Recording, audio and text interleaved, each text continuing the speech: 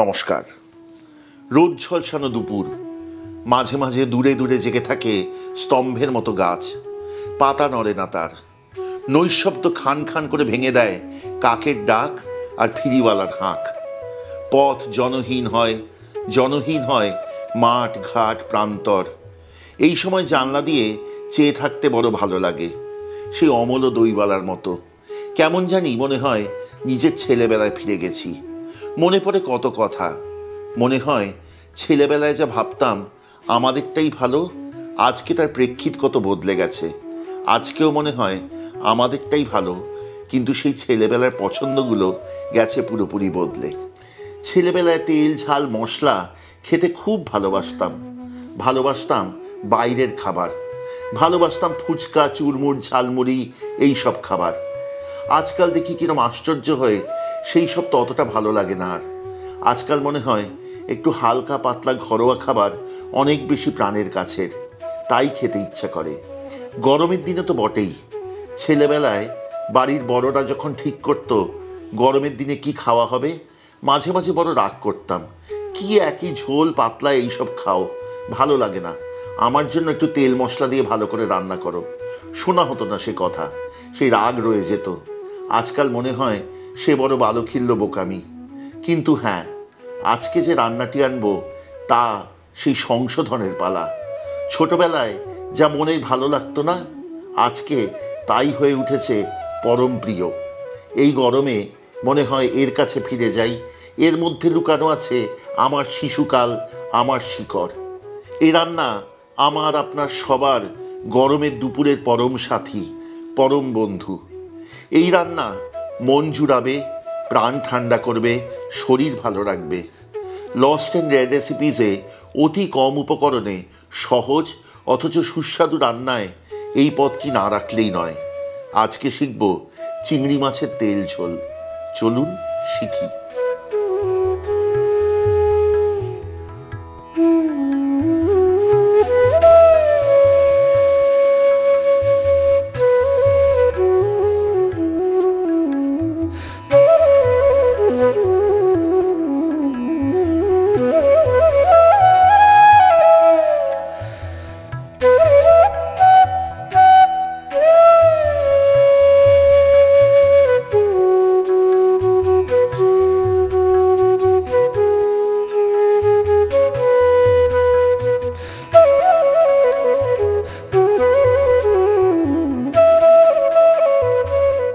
গরমের দিনে দুপুরে প্রথম পাতে থাক রাঁধুনি ফোড়ন বা কালো জিরে ফোড়ন দেওয়া পাতলা মুসুরির ডাল, অথবা সর্ষে ফোড়ন দেওয়া আম ডাল।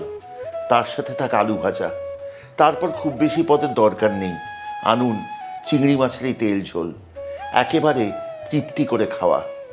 এই রান্নার জন্য প্রথমে লম্বা পাতলা ফালি করে কেটে নিন আলু, এবং লম্বাটে করে কেটে নিন ঝিঙে। আলু নুন হলুদ দিয়ে সর্ষের তেলে ভেজে তুলুন।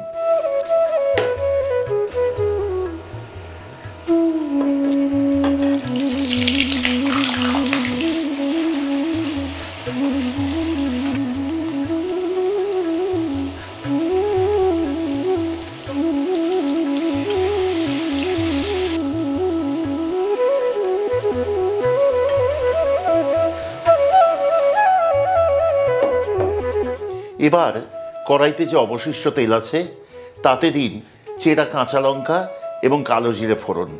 ফোড়নের সুগন্ধ বেরোলে ছেড়ে দিন ঝিঙে।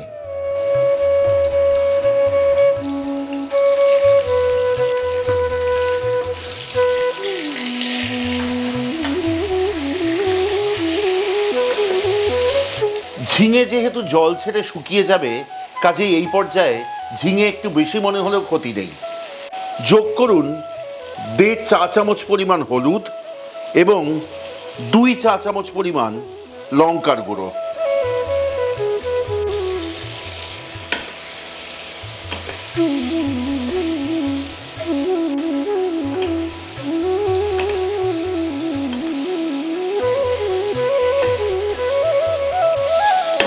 ঝিঙে জল ছেড়ে অনেকখানি মজে এসেছে।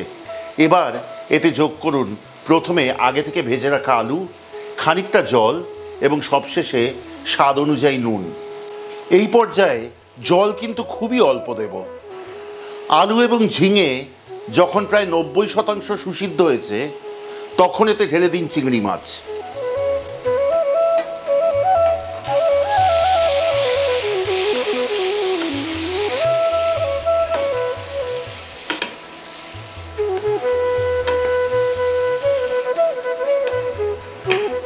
চিংড়ি মাছ যোগ করবার পর রান্নাটি কষান পরবর্তী 2 থেকে 3 মিনিট মাত্র। তারপর এতে ঢেলে দিন জল এবং ফুটতে দিন আবারও 2 থেকে 3 মিনিট। একটু বাদেই দেখবেন তেল ভেসে উঠেছে। কেমন লাগছে আজকের পর্বটি দয়া করে আমাদের কমেন্টে লিখে পাঠান। গরমের দিনে অবশ্যই করে দেখুন এই রান্নাটি, খুব ভালো লাগবে, কথা দিচ্ছি। যদি ভালো লাগে পর্বটি সঙ্গে থাকুন, সাবস্ক্রাইব করুন এবং যদি চান আমাদের সব রান্নার নোটিফিকেশন প্রথম পৌঁছবে আপনার কাছে, বেল আইকনটি টিপে দিতে ভুলবেন না। যদি আমাদের সাথে কোনো বিষয়ে কথা বলতে চান আমাদের যোগাযোগের নম্বর হলো 6291834357। আরেকবার বলি 6291834357। এই নম্বরে আমাদের যোগাযোগ করতে পারেন কোনো পারিবারিক রেসিপির বিষয়ে অথবা আমাদের থেকে খাবার নেবার ইচ্ছা হলে সেই জন্য। আমরা কিন্তু সত্যিই মনে প্রাণে চাই এই সব রান্না বেঁচে থাকুক, ছড়িয়ে পড়ুক আরও মানুষের মধ্যে। তার জন্য কিন্তু যদি মনে করেন অবশ্যই শেয়ার করবেন এই রান্নাগুলির ভিডিওগুলি নিজের প্রিয়জনের সাথে।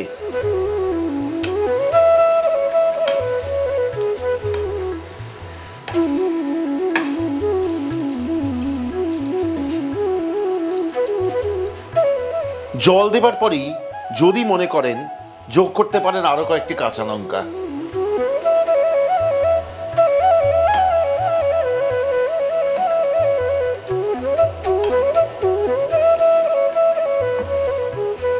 ঝোল ঘন হয়েছে, এবার এই রান্না শেষ করবার পালা।